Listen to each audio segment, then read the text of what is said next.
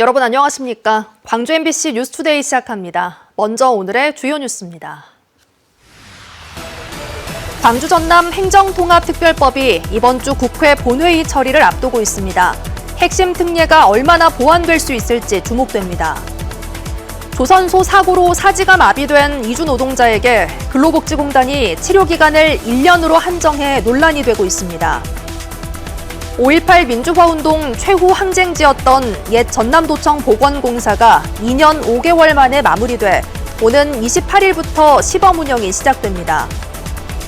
고령화가 빠르게 진행되면서 노인 일자리에 대한 수요가 늘고 있는 가운데 단순히 공익활동을 넘어 역량과 전문성을 살리는 일자리가 증가하고 있습니다. 설 연휴 직전에 소관 상임위를 통과한 광주 전남 행정통합특별법이 이번 주 국회 본회의 처리를 앞두고 있습니다. 민주당에서는 특별법을 우선 처리하겠다는 입장인데요. 본회의 통과 전까지 핵심 특례가 얼마나 보완될지 주목됩니다. 보도에 정용욱 기자입니다. 지난 12일 국회 상임위를 통과한 전남, 광주, 대구, 경북, 충남, 대전 행정통합특별법. 민주당은 이번 주 국회 법사위와 본회의를 앞두고 사법개혁법이나 검찰개혁법 등 다른 법안보다 행정통합법을 우선 처리하겠다고 밝혔습니다. 이달 말까지 본회의를 통과해야 지방선거를 앞두고 통합특별시장 선거가 가능하다는 판단에서입니다. 하지만 국민의힘이 다른 지역은 찬성하면서도 충남 대전 통합특별법의 경우 지방선거용 졸속 추진이라며 반대하고 있는 게 변수입니다. 새 지역의 특별법이 사실상 하나의 묶음이다 보니 자칫 전남 광주 특별법도 국회 통과가 지연될 우려가 있는 겁니다. 대구 경북은 국민의힘이 선거에 승산이 있으니 찬성을 하고 충남 대전은 승산이 적으니 반대를 하는 것입니까? 강리장령으로 국가 백년 대계를 그르치고 있는 것입니다. 본회의 통과 전까지 일부 제외된 핵심 특례를 추가 반영할 수 있느냐도 관심사입니다. 상임위를 통과한 전남 광주 특별법엔 핵심 특례 31건 가운데 19건이 반영됐지만 12건은 담기지 못했습니다. 의원 정수의 대표성 부족과 불투명한 재정 원칙, 자치구 자치권 미흡 등에 대한 보완이 필요하다는 지적입니다. 100점 만점에 80점까지 주고 싶다.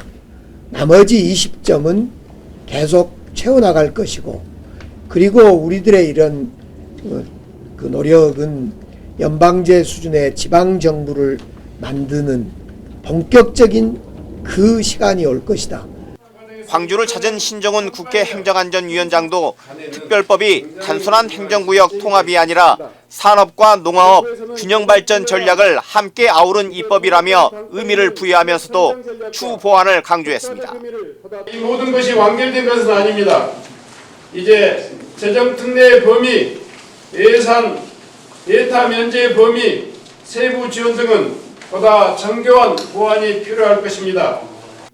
이번 주에 특별법이 국회 본회의를 통과하면 이후 국무회의를 거쳐 공포됩니다. 이 경우 40년 만에 광주 전남 통합시대가 열리고 6월 지방선거에서 초대 통합특별시장이 선출됩니다. MBC 뉴스 정용욱입니다. 오늘 어제보다 기온이 큰 폭으로 내림세를 보이겠습니다. 광주의 오늘 아침 기온 어제보다 10도 이상 낮은 기온에서 시작했고요. 한낮 기온도 11도에 그치면서 어제보다 5도가량 낮은 기온을 보이겠습니다. 곳곳에서 어제에 비해 기온이 큰 폭으로 낮아질 것으로 예상되면서 전남 서해안 지역을 중심으로는 한파주의보도 발효 중입니다. 기온도 큰 폭으로 낮아지는 데다 시속 55km에 달하는 강한 바람까지 불어들면서 더 춥게 느껴질 수 있겠습니다. 현재 위성 영상 보시면 하늘은 깨끗하게 드러난 상태입니다. 종일 맑은 날씨가 예상되고요. 미세먼지 농도도 좋음 수준으로 먼지 걱정도 없겠습니다. 다만 대기가 무척 건조한 상태입니다. 전남 동부 지역을 중심으로는 건조주의보가 발효 중인 가운데 곳곳에서 크고 작은 화재도 계속해서 발생하고 있는 만큼 화재에는 각별한 주의가 필요하겠습니다. 날씨였습니다. 전남 지역 양돈 농가에서 아프리카 돼지열병이 잇따라 발생해 방역당국이 확산을 차단하는 데 총력을 기울이고 있습니다. 지난달 중순 영광에서 전남 지역의 첫 아프리카 돼지열병이 확진된 이후 이달에는 나주와 무안에서 연이어 감염이 확인됐습니다.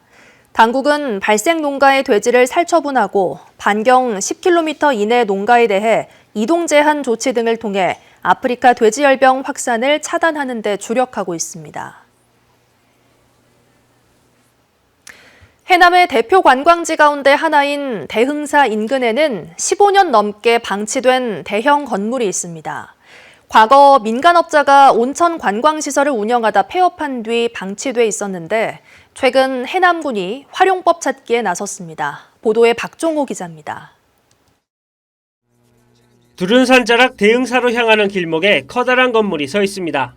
지난 2005년 문을 연 해남 온천관광랜드. 한때 관광객이 몰리며 호황을 누렸지만 운영난 등의 문제로 지난 2012년 문을 닫았습니다.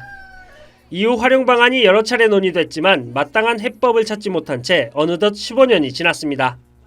이제 이 명절 때 들어오고 봄, 가을 들어오면은 노인들 그 동네에서 시켜준 노인들 하면은 1,700명, 1,800명까지 했어. 명절 때는 며칠간 그렇게 하던만. 저 북일소도 오고. 해남군은 이 공간을 치유와 휴양 중심의 관광 거점으로 되살리는 방안을 추진하고 있습니다. 지방소멸대응기금 등을 활용해 기존 30여 개에 불과한 객실을 50개로 늘리고 숙박과 휴식, 건강회복 기능을 갖춘 복합공간으로 리모델링한다는 계획입니다. 특히 대흥사 권역의 음식점과 상가, 체험시설 등을 연계해 체류형 관광지로 키우겠다는 구상입니다. 대흥사권 전체를 지금 좀 더 리모델링 해보려고 지금 준비하고 있는 단계인데요. 그중 가장 큰 사업이 지금 현재 이 건물을 리모델링해서 지금 좀 저희 전지훈련팀 이런 팀들과 같이 좀 연계할 수 있는 좀 호텔 비슷한 개념으로 좀 한번 리모델링하려고 하고 있고요. 관건은 재원 마련입니다. 토지와 건물 매입, 리모델링까지 필요한 예산은 최소 160억 원. 해남군은 감정평가를 거쳐 소유주와 매입 협의를 진행한 뒤 단계별 예산 확보 방안을 검토할 예정입니다. 장기간 방치대용 관광시설이 지역 소멸 위기 속에서 땅끝 관광의 새로운 전환점이 될 수 있을지 주목됩니다. MBC 뉴스 박종호입니다. 광주 서부경찰서는 헤어진 연인의 지인에게 흉기를 휘둘러 의식불명에 빠지게 한 혐의로 59살 A씨를 구속했다고 밝혔습니다. 경찰에 따르면 A씨는 지난 19일 새벽 광주 서구 금호동의 한 아파트에 침입해 헤어진 연인과 그녀의 지인에게 흉기를 휘둘렀고 전 연인의 지인을 의식불명에 빠지게 한 혐의를 받고 있습니다. 경찰은 사안의 중대성과 재범 우려를 감안해 A씨에 대해 구속영장을 신청했고 A씨는 구속됐습니다.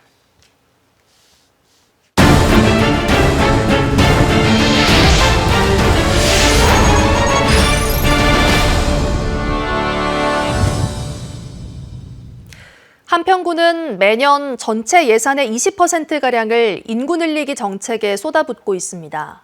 하지만 정작 정책을 추진하는 팀장급 이상 공무원 10명 가운데 6명은 한평에 살지 않고 있는데요.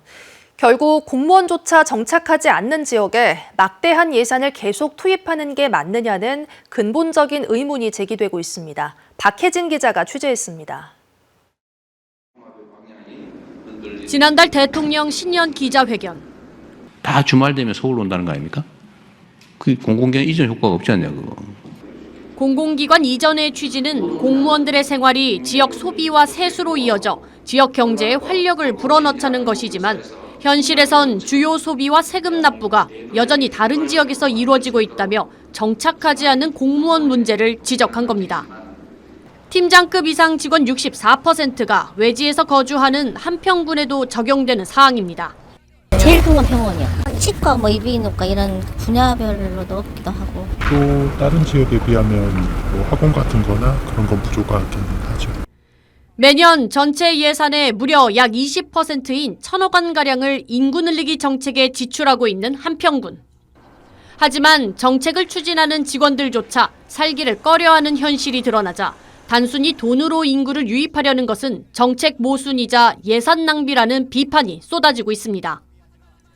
반면 직원의 80%가 외지에 거주하는 경남 산청군의 경우 직원 공동주택을 마련하는 등 직원들의 정착을 위한 설득에 힘을 쏟고 있습니다. 신안군 등 일부 지자체는 아예 지역 주민에게만 공무원 시험 응시 자격을 주는 방식으로 외지 채용을 제한하고 있습니다. 직원들의 지역 정착과 거주가 주민들의 삶과 직결된다고 보고 있기 때문입니다. 행정안전부가 13년 전부터 지방공무원 응시 자격에 거주지 제한을 두는 이유도 이 때문입니다. 그쪽 이제 지역에 여건 이런 거 잘 아는 직원들이 인재들이 공직에 들어와서 지역민들을 위해서 일할 수 있게끔 하는. 전국에서 유일하게 거주지 제한 제도를 폐지했다가 1년여 만에 제도를 다시 도입한 대구시도 같은 이유입니다. 문제는 반복되는 지적에도 한평군이 내부 직원의 외지 거주 현황조차 파악하지 않는 등 직원의 정착을 사실상 포기했다는 점입니다. 관리를 안 합니다. 그런 자료는 저희가 취급을 안 한다고. 한평군이 내부 직원의 정착 문제와 외부 인구 유입 정책을 분리해 접근하면서 과연 실질적인 정책 효과를 거둘 수 있는지에 대한 의문이 제기되는 가운데 실제 한평군의 인구 예산은 해마다 증가하고 있는 반면 인구는 4년 전 3만 명 수준에서 현재 2만 9천 명대로 오히려 줄었습니다. MBC 뉴스 박혜진입니다. 조선소에서 발생한 사고로 사지가 마비된 이주 노동자에게 근로복지공단이 사실상 시한부 선고를 내렸습니다. 정밀검사 결과는 10년 넘는 치료가 필요하다고 나왔지만 공단은 치유가 됐다며 치료기간을 1년으로 깎았는데요. 이 심사에 걸린 시간은 단 3분이었습니다. 안준호 기자가 취재했습니다. 남은 10.75년의 기대 여명 동안 지속적인 치료가 필요하다. 조선소에서 사고를 당해 사지마비와 의식불명 상태에 놓인 우즈베키스탄 이주 노동자 테무르 씨에 대한 신체 감정 소견입니다. 테무르 씨는 머리 CT와 MRI 등 각종 정밀 검사를 거쳐 10개에 달하는 병명을 진단받았습니다. 하지만 근로복지공단의 장애 통합 심사 결과는 달랐습니다. 테무르 씨 상태를 증상 고정, 즉 치유된 것으로 판단했고 남은 치료 기간은 단 1년으로 인정했습니다. 사실상 시한부 판정과 다를 바 없다는 인권단체들의 비판이 나오는 이유입니다. 공단은 신체 감정은 의사 1인의 판단인 반면 장애심사위원회는 5에서 10인의 집단 판단이라며 위원회 결정을 우선한다고 설명했습니다. 하지만 문제는 심사 인원수가 아니라 심사가 이루어지는 방식입니다. 현장에서는 장애 통합 심사가 극히 짧은 시간 안에 진행되고 가족 등 관계자의 참여도 제한됩니다. 테무르 씨의 가족이 보험급여 일시지급 신청을 포기하게 했던 지난 2차례의 장애 통합 심사도 모두 3분 안에 끝났습니다. 짧게 시간이 없어서 짧게만 하고 나가라고 했어요. 그것도 부탁하고 들어갔어요. 만약에 자기 애기들, 자기 자식들을 우리 상태로 하면 자기들 어떤 생각할 거야? 만약에 우리는 외국 사람이잖아. 자기 애기들 아니면 자기 가족라고 생각하고 우리한테 잘 도와주시면. 장기간에 걸친 정밀 검사와 신체 감정 결과가 단 몇 분의 심사로 뒤집히는 구조인 셈입니다. 전문가들은 이 같은 결정 방식이 결과적으로 공단의 책임 범위를 줄이고 보상 규모를 제한하는 방향으로 작동할 수 있다고 우려합니다. 공단에서는 이제 어떻게 보면 그 치료 기간을 종결시킨 다음에 그 한정되는 그 기간에 안에서만 일시 지급하고 이제 본인들은 책임을 벗어나겠다 이런 판단이신 것 같아요. 정치권에서도 제도의 실효성을 점검하고 재정비해야 한다는 목소리가 나옵니다. 특정지사에서 17년 동안 그 보험급여 일시지급으로 보상을 받은 건이 한 건밖에 안 되는 것은 이 제도가 실제로 실효성 있게 지급이 되지 않고 있다는 뜻으로 저는 보여지고요. 근로복지공단은 이번 사안에 대해 의학적 견해 차이에 따른 것이라며 향후 유사한 혼선이 발생하지 않도록 개선 방안을 마련하겠다는 입장을 밝혔습니다. 한편 두 자녀가 있는 고향으로 돌아가길 바랐던 테무르 씨 아내는 결국 한국 체류를 1년 더 연장하기 위한 절차를 진행하고 있습니다. MBC 뉴스 안준호입니다. 5.18 민주화운동 최후 항쟁지였던 옛 전남도청 보건공사가 2년 5개월 만에 마무리돼 시범 운영됩니다. 문화체육관광부는 지난 2023년 8월에 시작된 옛 전남도청 보건공사가 마무리됨에 따라 오는 28일부터 4월 5일까지 시범 개방하고 방문객들의 의견을 수렴하는 등 보완 작업을 거쳐 5월 중에 정식 개관할 예정이라고 밝혔습니다. 하지만 정식 개관을 2개월여 앞두고도 시민사회와의 의견 차이로 명칭과 운영 주체를 확정하지 못하고 있는 점은 여전히 과제로 남아 있습니다.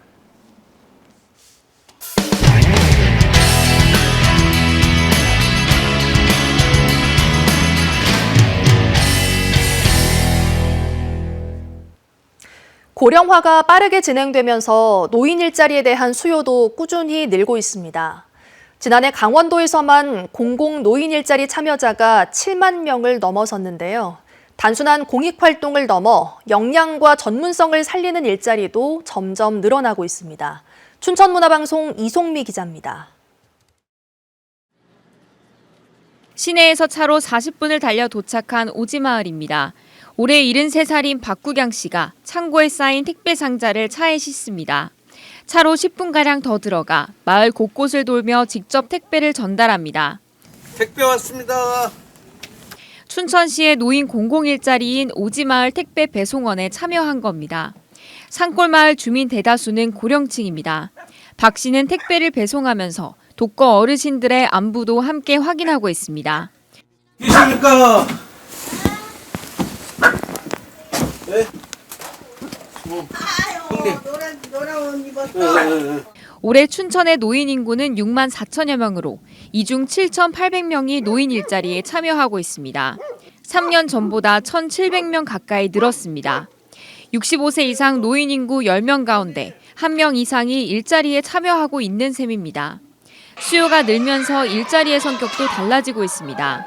공원 환경 미화 같은 단순 공익활동에서 벗어나 교육시설 학습 보조나 숲 해설가, 돌봄 지원처럼 개인의 경험과 역량을 활용하는 일자리도 늘어나고 있습니다. 이제 26년 동안 공부방과 과외를 했는데 이런 자리가 있다 그래가지고 옛날에 하던 일이라서 쉽고 잘할 수 있고 그리고 너무 좋아하는 일이라서 너무 즐겁고 행복해요.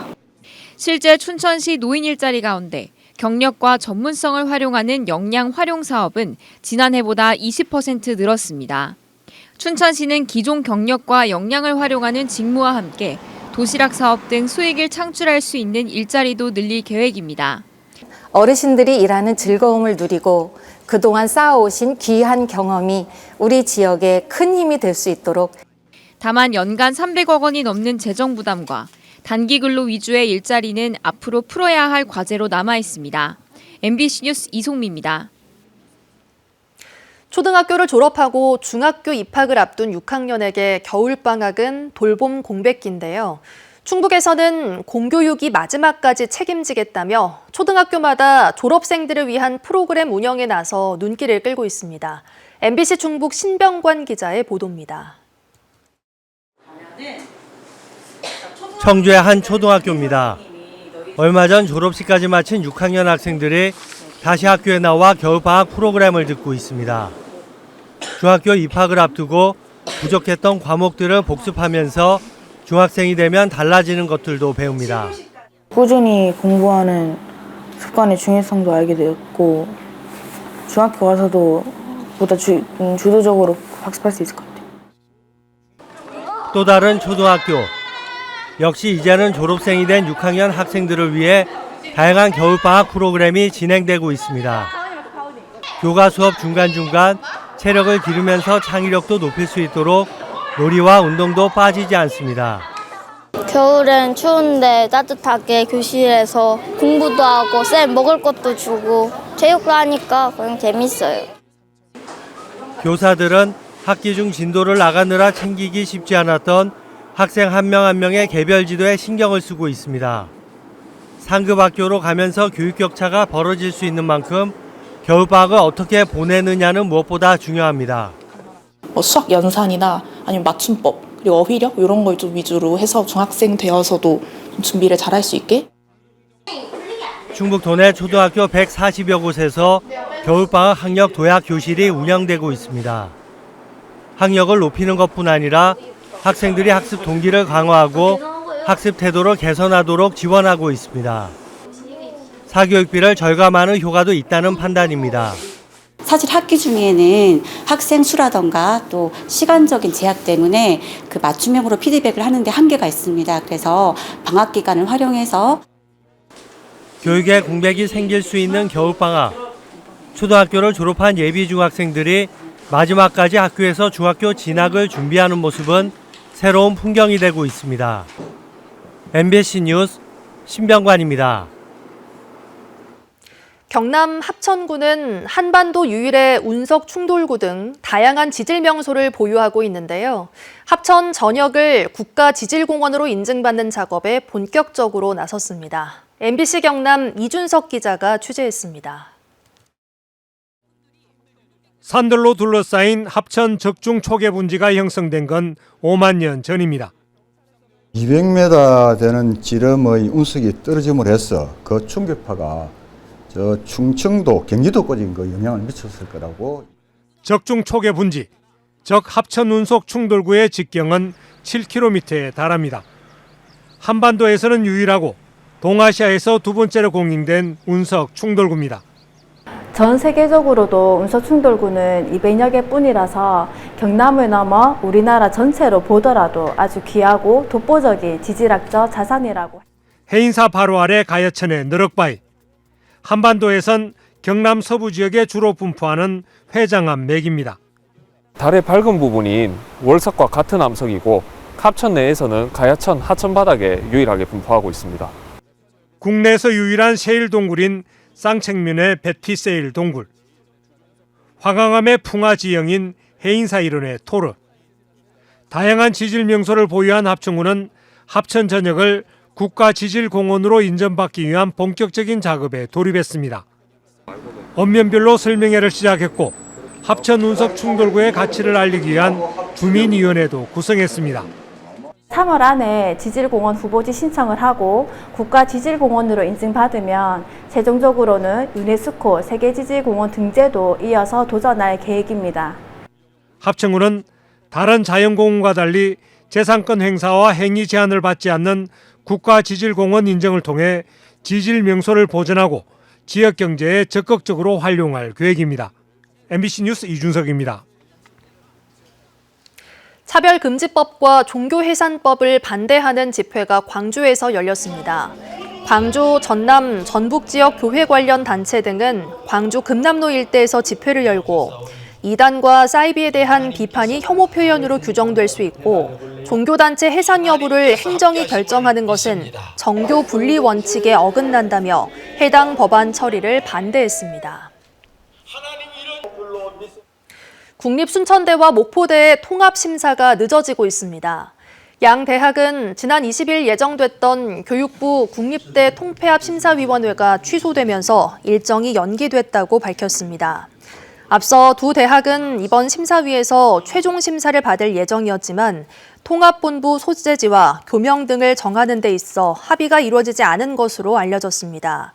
최근 정부는 의대 없는 지역에 의대를 신설하고 정원 100명을 배정하기로 하면서 전남 통합국립의대 설립을 공식화했습니다. 전라남도가 지역경제 활성화를 위해 도내에서 생산된 친환경 농자재를 우선 구매하는 캠페인을 전개합니다. 본격적인 영농철인 4월 말까지 진행되는 이번 캠페인에는 농협전남본부와 농업인단체 등 490여 개 기관이 동참합니다. 전라남도는 지역 자본의 역외 유출을 막고 친환경 농자재 산업을 육성하기 위해 제품 포장의 제조원 주소를 확인하고 구매해 줄 것을 당부했습니다. 광주시가 대기오염물질 배출량을 줄이기 위한 사물인터넷 측정기기 부착 사업에 참여할 기업을 다음 달 6일까지 모집합니다. 광주시는 40여 개 참여 기업의 대기 배출과 방출 시설의 가동 정보를 실시간으로 확인하고 관리할 수 있는 측정기기 부착 비용을 최대 240만 원까지 지원합니다. 지원 대상은 대기 배출 시설이 신고된 소규모 사업장으로 지난 2022년 측정기기 부착 의무화 이전부터 가동하고 있는 시설을 우선 지원할 예정입니다. 오늘은 어제보다 날이 더 추워지겠습니다. 광주의 오늘 아침 기온 어제보다 10도 이상 내림세를 보였고요. 한낮 기온도 어제보다 5도 이상 낮은 기온을 보이겠습니다. 대부분 지역에서 이렇게 기온이 전날보다 10도 이상 내림세를 보일 것으로 예상되면서 전남 서해안 지역을 중심으로는 한파주의보도 발효 중입니다. 기온이 큰 폭으로 낮아지는 데다 시속 55km에 달하는 강한 바람까지 더해지면서 더 춥게 느껴집니다. 수 있겠습니다. 위성 영상 보시면 하늘은 깨끗하게 드러난 상태입니다. 종일 맑은 날씨가 이어지겠고요. 미세먼지 농도도 좋음 수준으로 먼지 걱정도 없겠습니다. 다만 대기는 무척 건조합니다. 전남 동부 지역을 중심으로 건조주의보가 발효 중인 가운데 크고 작은 화재가 계속해서 발생하고 있는 만큼 화재에는 각별한 주의가 필요하겠습니다. 전남 많은 지역에서 어제보다 추운 날씨가 이어지고 있습니다. 낮에 현재 기온 영하 6도 안팎으로 어제보다 더 따뜻한 옷차림이 필요합니다. 한낮 기온은 7도에서 12도 분포로 예상됩니다. 곡성의 현재 기온 영하 3도 보이고 있는 가운데 한낮 기온 11도로 예상됩니다. 바다의 물결은 전해상에서 최고 3m로 높게 일겠습니다. 내일부터는 비 소식 들어 있습니다. 날씨였습니다. 이상으로 뉴스 마칩니다. 함께해 주신 여러분 고맙습니다. 언제 어디서나 내 손 안의 뉴스. 광주 MBC 뉴스 유튜브 구독으로 함께하세요.